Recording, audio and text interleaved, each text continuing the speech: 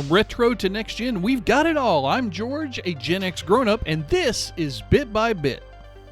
Here's a remastered bit of news from TrendHunter.com. Pac-Man World 2 is getting the repackage remake treatment, I guess, and it's being called Pac-Man World 2 Re-PAC, as you might imagine. Pac-Man World 2 was out in 2002 as a platformer. I personally never played it, so I might take this one for a test drive and just see what it's like. But it's coming out September 26th. Later this year, it'll be on the Switch, Switch 2, PlayStation 4 and 5, Xbox One, Series X and S, and PC via Steam. So it'll be readily available wherever you want to play it. Here are some of the enhancements. So apparently they're going to have new full voice acting. Okay.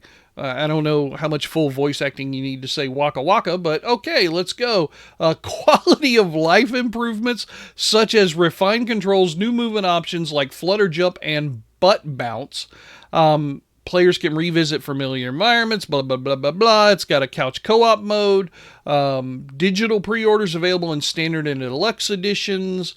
Deluxe has collaboration sets, bonus costumes, and in-game figures. Okay. You know, typical kind of pre-order stuff. But anyway, if you enjoyed Pac-Man World 2 back in 2002 when it first came out, this might be something you want to pick up. Okay, everybody, here is another cool bit from TimeExtension.com. A lost Japanese arcade game has been recreated for modern PC. So there's a developer named Arlasoft, I think that's how you pronounce it, and he has recreated the 1979 game Dracula Hunter from a Japanese developer named Keknon Kogyo. You guys know I'm terrible at pronouncing things. I get railed for it in the comments all the time. But anyway, there's a whole bunch of cool screenshots here. I can definitely see the 1970 video game vibes and feels with the font and the graphics and everything. Apparently this game still does exist, but only in the hands of private collectors who own the machines. Nobody has dumped a ROM for MAME, I guess. And so this guy looked at some of the videos that some of those people who own the cabinets have put out online, and he recreated this himself.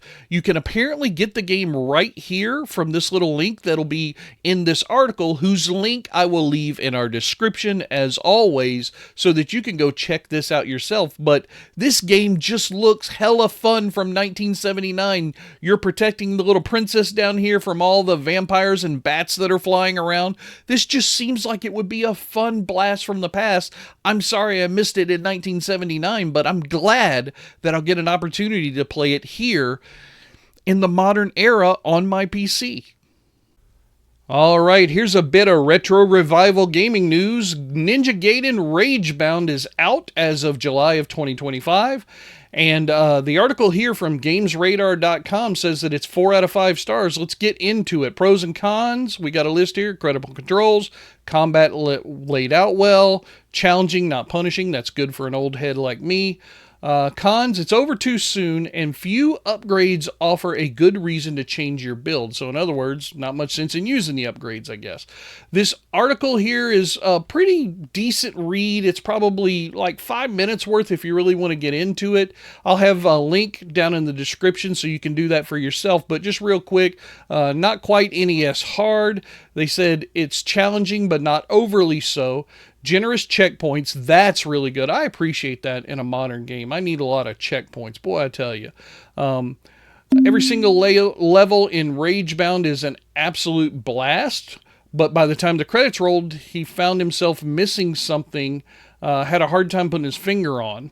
Okay, well, maybe they just needed a little bit more, and maybe there'll be some more that'll come out in the game. I took a look on the platforms, and let's see, I think there's a list of platforms in the article. Here they are. PS5, 4, Xbox Series XS1, Nintendo Switch, and PC. So no Switch 2 as of yet. On Steam, this game is currently selling for about $25, so maybe wait to see if it's on sale for about 15 based on what I'm reading here in this article, but I'll probably check it out myself. Ninja Gaiden or however you pronounce it. I've always gotten it wrong, I'm sure. But yeah, gamesradar.com. I'll have a link to this article down in the description. You can check this out for yourself or just go buy the game. All right, here's a quick little business bit from hightech.ua. The gaming market capitalization has reached $300 billion, ladies and gentlemen. Mobile games being the biggest part of that growth. The article's very short here. It's just talking about, stuff that's been going on over the last year or so in the gaming industry. They talk about that it's going to exceed $312 billion in 2024. The market was $224 billion. So that's about a 40% increase, ladies and gentlemen, year over year. That's pretty good in any industry as far as I'm concerned. They talk about, some different specific examples. Star Citizen raising $800 million through crowdfunding, even though it's not even close to being released. The development budget for GTA 6, we've talked a little bit about that before. It could reach $2 billion just for that one game. I guess that's why they got to go charge those crazy prices for AAA games these days. Good Lord, $2 billion in development? My goodness. Down here at the bottom of the article, I don't really understand this, but it's basically just a retread of the articles we've talked about before about how the AI bots are getting slammed by Atari in chess games. So I'm not really sure what that has to do with the main subject of the article, but it's nice to see and it gives me a little chuckle. So anyway, if you're in the gaming industry, I guess everything is turning up money as far as I can see. $312 billion, ladies and gentlemen, for 2025. That's not a small chunk of change. All right, here's a C64 bit of news from capsulecomputers.com.au, ladies and gentlemen. The C64 Mini now has a Black Edition, ladies and gentlemen.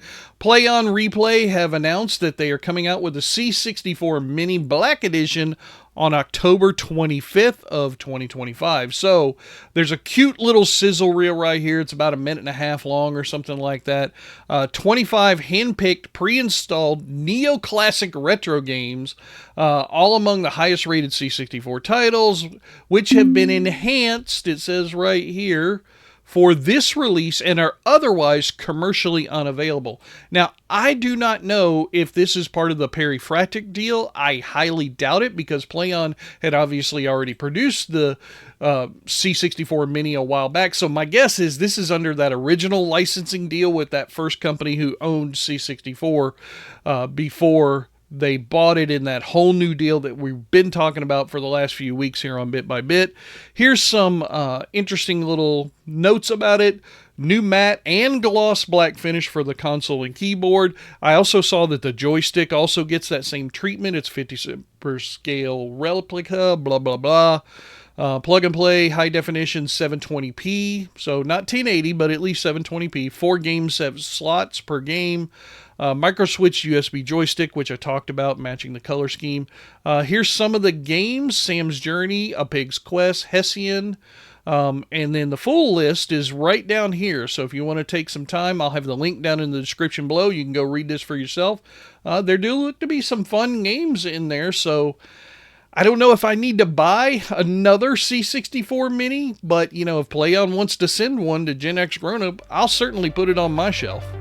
That's going to do it for the news making headlines in the gaming world right now. I am George, and if you want to see more, hit that subscribe button, and I'll keep on bringing you the news bit by bit.